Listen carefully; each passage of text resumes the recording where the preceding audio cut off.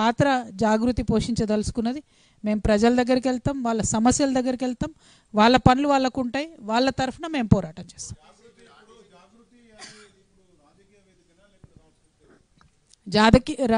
జాగృతి ఎప్పుడైనా రాజకీయ వేదికనే కదన్న.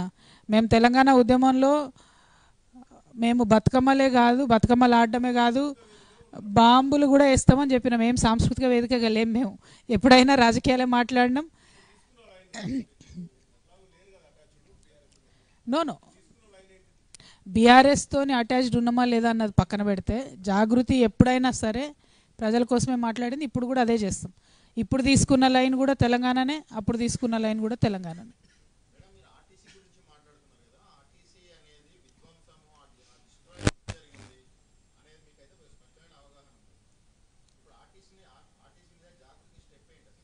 అంటే ప్రధానంగా ఒకటండి, ఆర్టీసీ కార్మికులు కావచ్చు, సింగరేణి కార్మికులు కావచ్చు, అసలు ఓవరాల్గా కార్మికుల హక్కులు కాలరాసేటటువంటి ప్రయత్నం ఈ మోదీ గవర్నమెంట్ వచ్చినప్పటి నుంచి నిరంతరం జరుగుతుంది.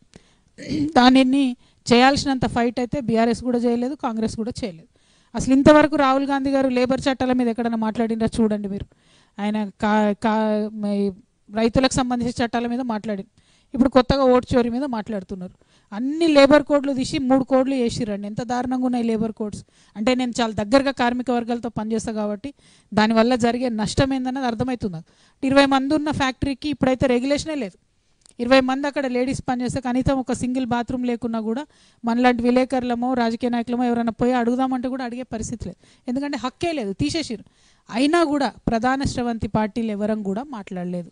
అందులో నేను కూడా ఉన్నా, ఎవరం కూడా మాట్లాడలేదు. అక్కడక్కడ మేము మాట్లాడేటట్టు మాట్లాడడం కానీ ఆ వాయిస్ బయటికి రాలేదు, ఉద్యమం జరగలేదు, అవి మారలేదు.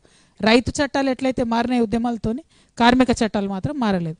ఇక సిపిఐ సిపిఎం పార్టీలు వాళ్ళు అప్పుడప్పుడు చేసినంత చేసిరు, వాళ్ళ కాలేదు.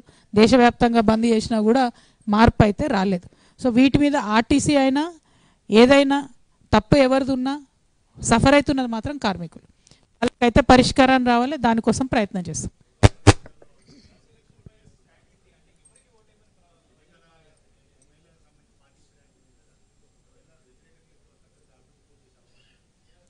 ప్రధానంగా ఒకటండి, అసలు లోకల్ బాడీ ఎన్నికలు ఎప్పుడు వస్తాయన్న విషయం ఎవరికి అర్థమవుతలేదు.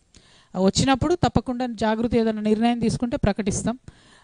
మీరు అన్నట్టు ఫిరాయింపు ఎమ్మెల్యేలను ఇప్పుడే ఇంకా మేము చెప్పలేం, ఇంకా 2 నెలల సమయం కావాలని నిన్ననే స్పీకర్ గారు కూడా సుప్రీంకోర్టులో మళ్ళీ అప్పీల్ చేసినారు. అంటే సాగదీసేటటువంటి ప్రయత్నమే ప్రభుత్వం చేస్తుంది తప్పితే మరి వాళ్ళను కంప్లీట్గా రెసిగ్నేషన్ చేయించి కాంగ్రెస్లోకి తీసుకుందామనే ప్రయత్నం కూడా చేయడం లేదు.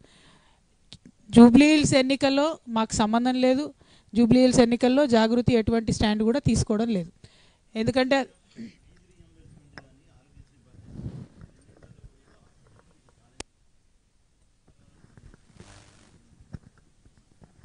డెఫినెట్గా అండి, ఫీ రియంబర్స్మెంట్ మీద మీరు చూసుంటారు. నేను ఒక్కదాన్నే కౌన్సిల్లో బలంగా నిలదీస్తే సీఎం గారు నేను ఎవ్రీ మంత్ పే చేస్తాం ఫీ రియంబర్స్మెంట్ అని మాట ఇచ్చిండ్రు.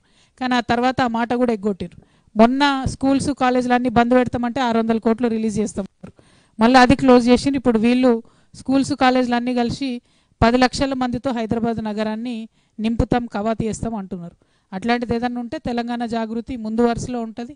ఈ స్కూల్స్, బడ్జెట్ స్కూల్స్, కాలేజెస్ మూతపడకుండా మా వంతు ప్రయత్నం మేము చేస్తాం. ఎందుకంటే అది మూతపడితే చాలా చాలా నష్టపోయేది ఆడపిల్లలే. అది నాకు ప్రత్యక్షంగా తెలుసు కాబట్టి ఖచ్చితంగా ఫైట్ చేస్తాం.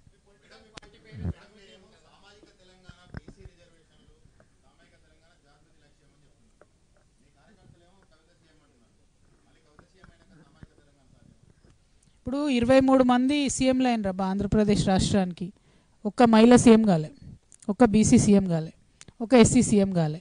సామాజిక న్యాయం అనేది నేను అడిగేది ఒకటే, ఎవరెవరికైతే అవకాశాలు రాలేదో అందరికీ రావాలి 100%.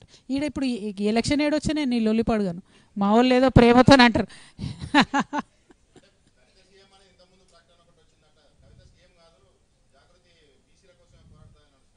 ఇప్పుడు నేనేమంటున్నా అంటే బ్రదర్, నేను ఇప్పుడిప్పుడే మొదలుపెట్టిన, ఇది 3వ జిల్లాలో తిరుగుతున్నాం, ఇంకా 30 జిల్లాలు తిరగాలి. మేము తిరిగి ప్రతి ఒక్కరి దగ్గర నుంచి, మీలాంటి వాళ్ళ దగ్గర నుంచి ఐడియాస్ తీసుకొని మా కార్యాచరణ ఏంది అనేటటువంటిది ఆలోచన చేసుకుంటాం. మాకు ఒకసారితో క్లారిటీ రాకపోతే 2 సార్లు తిరుగుతాం తెలంగాణలో. పాయింట్ ఏంటంటే పర్మనెంట్ సొల్యూషన్ వెతకాలి, అంతేగాని హడావుడు పడిపోయి రేపు పొద్దున్న కల్లా ప్రకటన చేసి ఎల్లుండి వెనక్కి తీసుకొని అటువంటి ఆలోచన లేదు.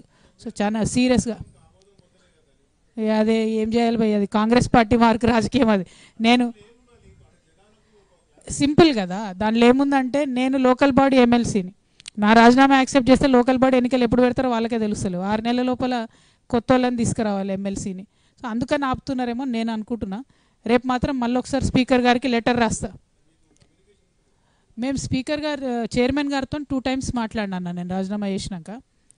లేదు ఆలోచించండి అన్నారు. అంటే మళ్ళీ ఒకసారి ఫోన్ చేసి ఆలోచించుకున్నా సార్, రాజీనామా చేద్దామని ఫిక్స్ అయినా, దయచేసి యాక్సెప్ట్ చేయండి అని కూడా చెప్పిన. ఆ తర్వాత కూడా వారు ఆమోదించలేదు. వారు నాతో మాట్లాడకుండా చిట్ చాట్లో మాట్లాడుతున్నారు. సో నేను రేపో ఎల్లుండో డైరెక్ట్గా వారితో మాట్లాడదలుచుకున్నాను.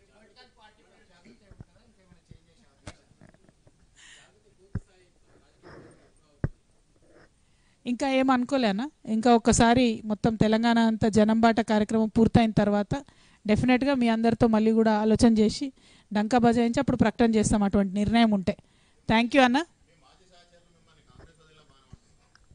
మా మాజీ సహచరుల బీఆర్ఎస్ వాళ్ళని ఫస్ట్లో అట్లే అంటారు. ఫస్ట్ కేసీఆర్ సార్ పార్టీ పెట్టినప్పుడు కూడా అందరు అదే అన్నారు, వీళ్ళ బాణమని వాళ్ళు అంటారు, వాళ్ళ బాణమని వీళ్ళు అంటారు, అవన్నీ నడుస్తూనే ఉంటాయి.